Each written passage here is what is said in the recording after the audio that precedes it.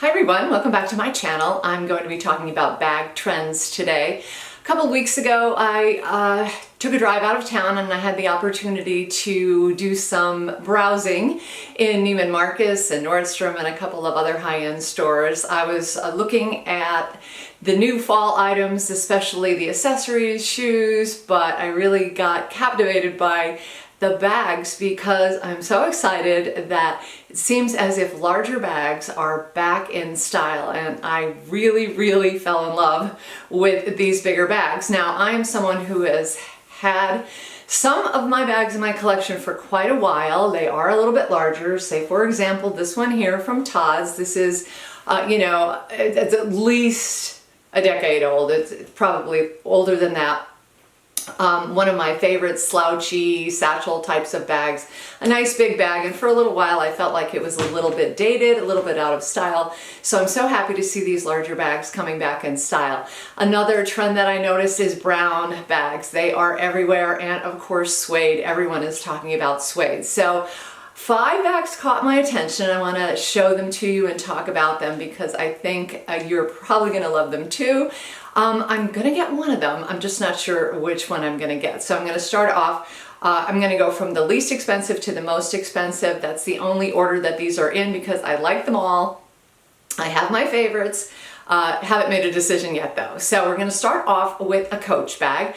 Coach, as you know, has really been hitting it out of the park lately. Their bag styles have been beautiful, and they have a suede hobo bag. It's called the Coach Brooklyn bag. This bag does come in leather, smooth leather. It does come in quite a few colors, but the one that caught my attention was the suede. Now, it also comes in 2 sizes. So there's a 39, which is the bigger bag, and then there is a smaller one, the 28. Now, the 28, well, actually both of them do remind me of the shape of this bag. So obviously they're not quite the same, but they do have the same basic structural shape on the bottom. This, of course, is a little bit smaller, but the 28 is the type of bag that is going to fit all your essentials, and it is a little bit scaled down, whereas the 39 is a bigger hobo bag. So it has that sort of A shape to it. And I just like the details on it with the little snap, and it's easy. There's no zipper or anything going across the top, so it's basically open, which I really love with this bag, and I think it would be a great bag to pick up. The prices on these are reasonable. The smaller one, the 28 size, is $295, and the larger one is $495. So definitely doable prices for this beautiful hobo bag. I actually saw this one in person. It's really pretty, and I really do like this one. Next up is a bag from DeMellier. So they've been kind of getting pretty popular lately on Instagram, on YouTube. I did pick up a DeMellier straw bag this spring, and I really loved it. I used it quite frequently. It seemed to be very good. It was very good quality. Understated though, which is what I really like about DeMellier. So the bag that caught my attention from DeMellier is the New York tote. This is the midi size. This one is $595. And the size on this one, it's about 19 inches at the very top, that big wide opening there, and then about 9 inches high or so. And this one does come in a couple different leather options as well. They do have a suede. They also have smooth leather in a couple colors, and they even have a shearling one, which is really cute.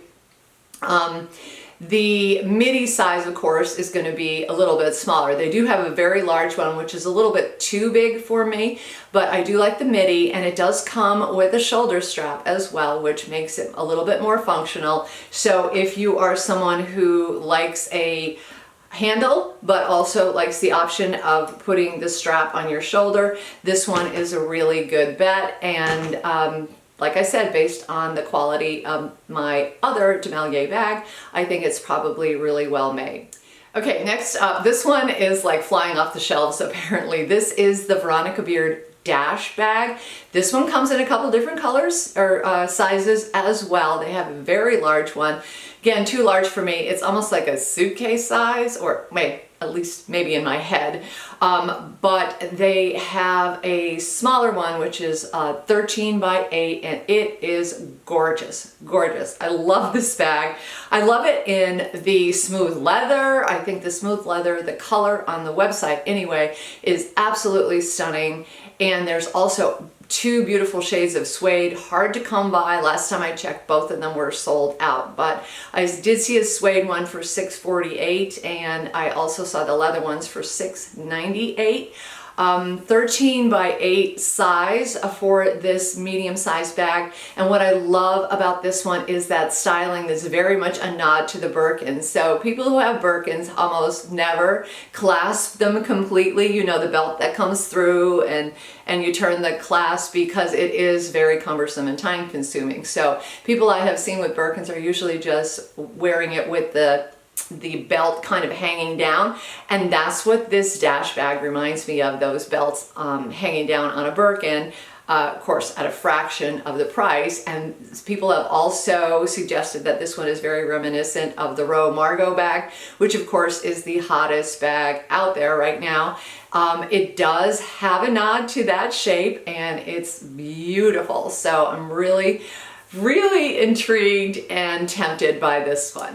Okay, going up in price, the next bag is a Tod's bag. Now, speaking of Tod's, this is my one and only Tod's bag. They seem to come and go in fashion like a lot of the big designer houses do, but right now I saw this one in Neiman Marcus and I was blown away by the beauty of it. It is just called the medium tote. I don't know, unless maybe they have some other name that they, don't have on the website or something like that. So this one is 16 inches by 10, so a little bit on the larger size. I love the shape of the handles. I think the styling is really beautiful, and you have that contrasting lining on the inside, which I adore. This one comes in at $1,775, so quite a big step up from the Veronica beard. But again, you've got a Tod's bag and you're paying, of course, for the name.